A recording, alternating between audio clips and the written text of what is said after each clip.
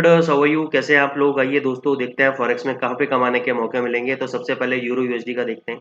Euro USD पे हमने आपको बताया था कि 656 के लेवल के अगर आसपास आता है तो वहाँ पे आपको बाय ट्रेड एग्जीक्यूट करना है, लेकिन ये वहाँ तक नहीं आया। आपको यहाँ पे समझना पड़ेगा कि कई बार ना मार्केट बहुत डल होता है, कई बार मार्केट में मूवमेंट नहीं होती, तो उसमें हमें जबरदस्ती नहीं बोल सकते कि सर हमें ट्रेड दो, हमें बताओ कि कहाँ बाय करें, कहाँ सेल करें, यूरो क्या लग रहा है, जीबीपी क्या लग रहा है, गोल्ड क्या लग रहा है। नहीं सर, ऐसा नहीं होता है। अगर मार्केट में मूवमेंट नहीं है, you have to be stay out of the markets. आपको मार्केट से बाहर रहना पड़ेगा, आपको पेशेंस रखना पड़ेगा। डेली के सौदे जरूरी नहीं है डेली के सौदे आपको मिले, तो आपको ये चीज समझनी पड़ेगी। ठीक है ना? आप अपने लालच को थोड़ा सा कंट्रोल में रखो। ठीक है, लालच को कंट्रोल में रखोगे तभी आप सक्सेसफुल ट्रेडर बन पाओगे। अगर आप कहोगे कि सर आज मेरा $20 का टारगेट था, आज तो पूरा हुआ नहीं, तो नहीं हुआ क्योंकि मार्केट में मूवमेंट नहीं थी। बेटर है कि अपनी कैपिटल को आप लोग प्रोटेक्ट करो, अननेसेसरी के सौदे नहीं करने हैं हमको। ठीक है, तो यूरो यूएसडी का हमारा लेवल नहीं आया, 695 का लो लगाया, वहां से ऊपर गया।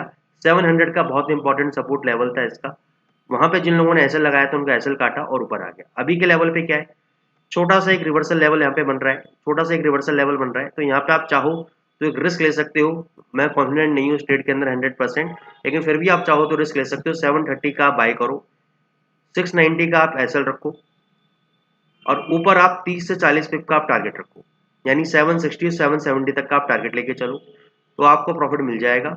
690 ब्रेक करता है तो ये 656 और 613 तक ये नीचे गिरेगा, नहीं तो ये आपको यहाँ से हो सकता है 730 है, 755 760 जाएगा, वहां पे भी आप प्रॉफिट बुक कर सकते हो। तो मेरे लिए अभी euro USD as of now, जिस समय मैं रिकॉर्डिंग कर रहा हूँ, मेरे लिए बाय में है। 690 का एसएल है। जीबीपी यूएसडी में जिन लोगों ने होल्ड किया उनका स्टॉप लॉस कट गया कल, ये स्टॉप लॉस हिट हो गया था हमारा। तो अभी इसके अंदर कोई भी फ्रेश ट्रेड नहीं है। एज पर दी सिस्टम तो अभी भी हम बाई के अंदर हैं, तो लेकिन वो सिस्टम के रूल्स मैं आपको यहाँ पे यूट्यूब पे नहीं बता सकता हूँ, क्योंकि उसमें ड्यूरिंग दी मार्केट भी हमें एडजस्टमेंट्स कुछ करने होते हैं। तो यहाँ पे तो केवल मैं प्राइस एक्शन की बात करता हूँ, तो प्राइस एक्शन के सिनेरियो में अभी यहाँ पे कोई भी ट्रेड नहीं बनता है। जीबीपी जेपीवाई आप देखें, जीबीपी जेपीवाई में एक reversal pattern lower high lower लो बनना चालू हो गया है। ठीक है, तो ये वाला अगर लो जो अभी टूटता है, तो यहाँ पे प्रीवियस लेवल तक 188 के लेवल तक ये आपका क्या कर सकता है, फॉल कर सकता है। और इसका जो प्रीवियस आई है ये वाला, अगर इसके ऊपर कैंडल आ गया, बंद हो गया, तो वापस ही इस लेवल को अप्रोच करेगा। तो अगर आप अभी शॉर्ट पोजीशन बनाते हो, तो ये जो लेवल है आपका, इस लेवल के ऊपर लेवल बता देता हूँ, वैसे तो आप समझदार हो, खुद देख सकते हो चार्ट के अंदर, 189.27 का लेवल है। अगर इसके ऊपर 2 घंटे का कोई भी कैंडल बंद हो जाता है और उसका हाई ब्रेक हो जाता है, तो आप शॉर्ट पोजीशन से एग्जिट ले लेना, क्योंकि ये प्रीवियस हाई को रिटेस्ट करेगा, और इसको रिटेस्ट करने के बाद अगर ब्रेक किया तो नए हाईज बनाएगा। अगर ऐसा नहीं होता है तो आज ये आपको 188 तक नीचे देखने को मिलेगा। एयूडी यूएसडी पे आते हैं, इसमें भी अभी कोई भी प्राइस एक्शन मेरे को एज ऑफ नाउ समझ में नहीं आ रहा है, तो उसको भी हम छोड़ देंगे। यूएसडी कैट में जो इतना बड़ा इसने मूवमेंट दिया, ब्रेकआउट दिया, तो मैं एक्सपेक्ट करता हूं कि अगर ये 1.3470 तक अगर पूरे दिन में आज कभी भी यूएसडी कैट गिर के आ जाता है, तो आप बाय ट्रेड एग्जीक्यूट करो। 3400 का आपका स्टॉप लॉस रहेगा क्लोजिंग बेसिस पे, और 3470 पे आने के बाद यहाँ से वापस 3550 तक के आपके टारगेट रहेंगे यूएसडी कैट के ऊपर। तो ये रिवर्सल ट्रेड है, बिल्ड डाल के छोड़ देना, प्रॉफिट आ सकता है। गोल्ड पे आपको बताया था कि 1990 तोड़ेगा तो 1980 तक जाएगा, लेकिन ये 1984 तक गया और 1984 से वापस टर्न अराउंड हो गया। तो अब ये क्योंकि डल मूवमेंट इसमें यार मैं एग्जैक्ट लेवल नहीं आ सकते, ठीक है ना, जब लिक्विडिटी नहीं है मार्केट के अंदर तो एकदम बहुत बड़ी मूवमेंट नहीं आ सकती।